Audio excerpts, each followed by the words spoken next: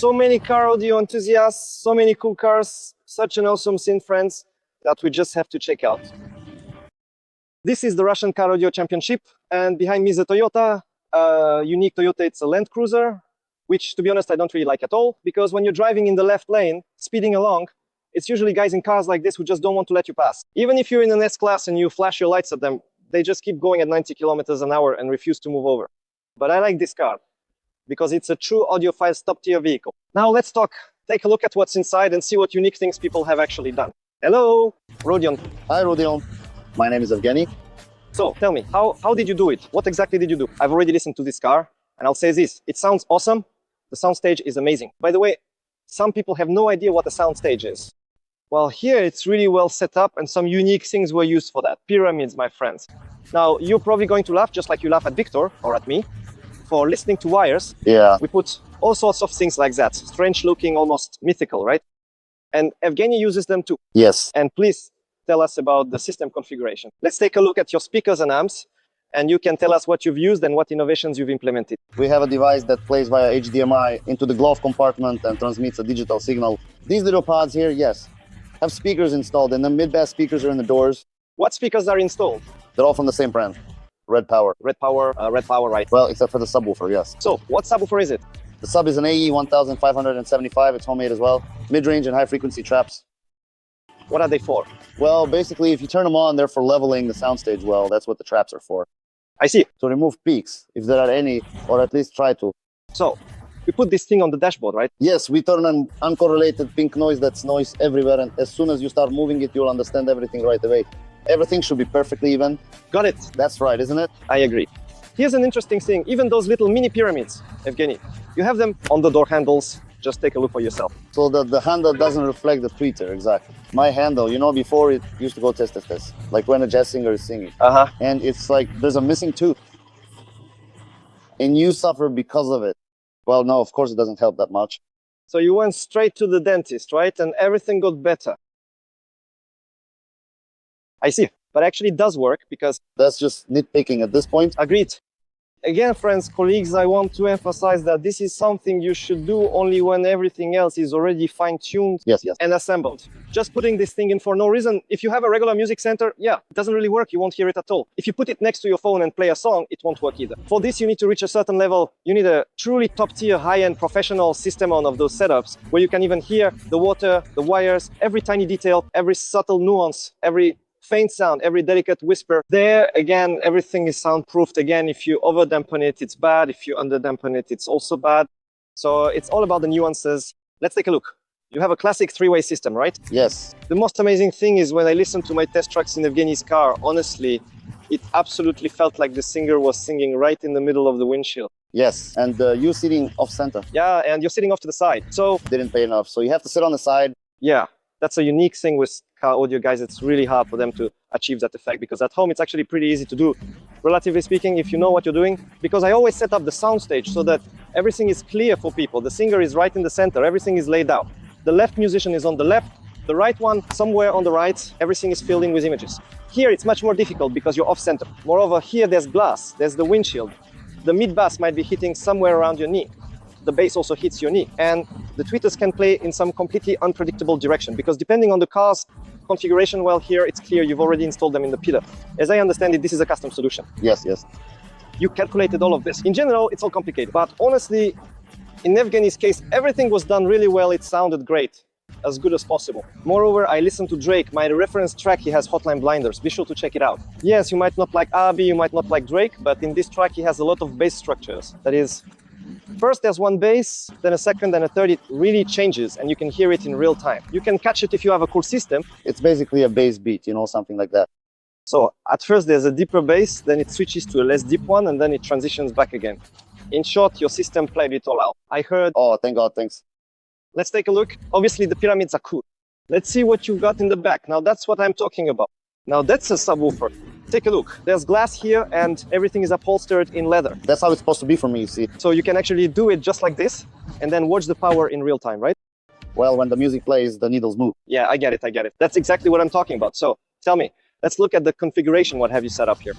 So here we have, roughly speaking, something that's not allowed in home setups due to a different philosophy, a DSP processor. Right. Well, from there it goes to the amplifier. These are monoblocks. Just the way I like it. All in ones are what you need. Exactly. By the way, monoblocks are awesome. There's no crosstalk between channels. Of course, of course. Well, first of all, the power supply. And secondly, Yes. yeah, everything is separated, less noise. Of course, it's a no-compromise solution. But tell me honestly, is this a real Odin or from AliExpress? The second option. Well, I have to say, to be honest, I still wouldn't recommend going with solutions like that. It's better to get an inexpensive Whirlpool or, say, AudioQuest. I just have a sound card for a week and I needed something to test with. I see. Right now, I'm listening to cables, trying to decide if it's real or not. Do I want to listen to a cable that costs 100,000 or one that costs 500 rubles, just to build up a basic experience? Because now I know that, unfortunately, optical loses to coax, even over half a meter. Well, again, it depends on which DAC you're using. But overall, I'm actually a supporter of AES, EBU, excuse my language. That's a professional standard after all. It's got a good name. Yeah. Actually, it really fits. AES, EBU. Yeah, AES, EBU is a professional standard. Basically, the cable is the same as XLR, except it transmits a single signal. Yeah, well, on some DACs, on some sources, by the way, for example, Bryston, like my Bryston. Sorry, I forgot, what was it called again? ACE, EBU. All. Yeah, it's a more, let's say, proper solution. But notice that even the fans here, as I understand it, are set to exhaust, right? They are blowing air out. Yes. So there's airflow. So, Evgeny, I take off the warm-up. Well, of course, listen, on the monoblock, I tip my hat, everything is really great, beautiful. This monoblock is actually really hot. Yes, they play better when it gets warmer. Exactly. I always say, friends, warm up your equipment, because when you turn on your system, especially if it's new, for the first week, it won't sound the way it should at all. Yes. You don't even have to mess with it. So it turns out you're a real, serious, top-level audiophile. First of all, you actually use these things. You truly believe in cables, you carefully and meticulously warm up your speakers, but at the same time, friends, this person does all of that, and his system really, genuinely, truly, and unmistakably plays music, for real. You sit down and you enjoy it. But those ignoramuses, those people who simply don't believe in any of this and only ever measure things, you see, nothing ever really sounds quite right for them. You have to try everything, you just have to try. Unfortunately, it all comes down to listening experience and asking someone for advice. Oh man, it would be great to have a sensei who tells you do this, do that, but you don't believe it. You think, yeah, right, I'm smarter than that. Here's a cable from AliExpress that's going to sing. Yeah, and the power supply? Now, you said it exactly right, Evgen. You need to develop your ear. That's why, friends, you should go to the Philharmonic, listen to great musicians, or even just regular decent musicians who don't mess up. Listen to good equipment, listen to high quality sound, and then your listening skills will improve. I wanted to say, when someone says, I don't have an ear for music, they're lying. It's just about developing your ear. I mean, a drum and a guitar do sound different after all. No, I agree. But some people write to me in the comments, friends, human memory only lasts 2 minutes. You get it? So imagine someone's relative calls them from the kitchen. He left for 5 minutes and says, Alexander, could you please bring some tea? And then Alexander supposedly doesn't even recognize him anymore. You see, 2 minutes of memory. But the overall picture, it stays. Yeah, of course. Well, for example, for me, in my experience, it's usually enough to simply listen carefully to your car and then listen to another car. I can tell where the nuances are. And even a week later, you can come back and more or less understand. You come to us, for tuning, and the tuner remembers what was wrong.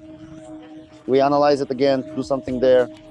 What I really like, first of all, about Juant, I also wanted to say, friends, pay attention to the style. That is, first of all, the interior is done in a single style.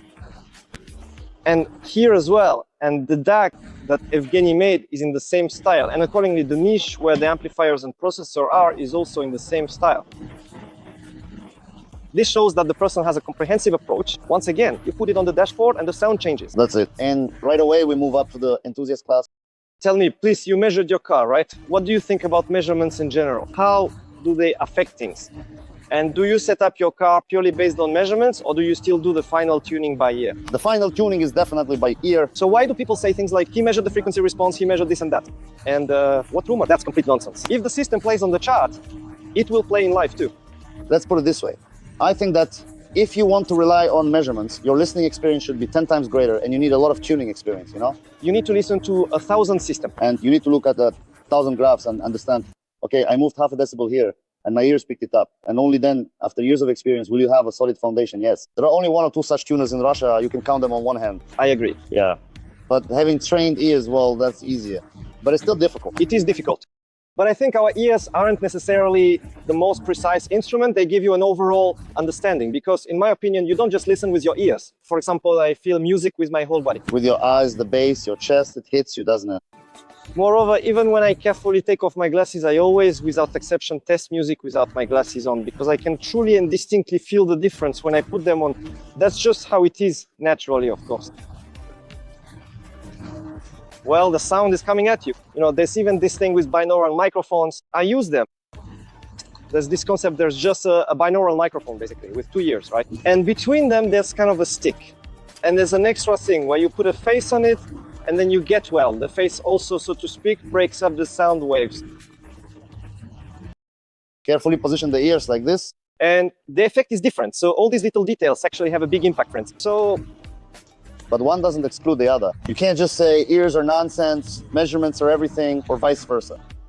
It's all about the combination. A combination, of course. Me too. When I set up a home theater, I always... Combination. Of course, it's good to take measurements, to check the frequency response. You can definitely do it with a microphone. But after that, unfortunately, it still comes down to your ears. Absolutely right. For 3 years, I tried with the mic. I thought, it's meth. It should work. Damn it. Nope. It doesn't work? No. Well, you get some kind of measurement, I don't know. You go into the receiver, set up automatic equalization, all the delays, everything is calculated, you turn it on and it just doesn't play. There's no soul in it. I don't know why, I really don't. I spent 3 years on it, then just gave up. That's the right call. You know, it's like when I often go to the Philharmonic, again, and listen to musicians. Sometimes it's kids playing, teenagers or adults. One person plays and they seem to hit all the notes, but somehow it just doesn't move you, there's no soul. Well, maybe he was just tired yesterday, you know, roughly speaking. No soul. Yeah. And then, for example, someone else comes out. And even if they sometimes mess up a little, they play in a completely different way. How do you explain that, huh? Life. Experience. Life, yeah. So, listen, gain experience and friends strive for a great, high-quality sound. Thank you, Evgeny. Thank you again, radio. All right, that's it. Bye. Bye.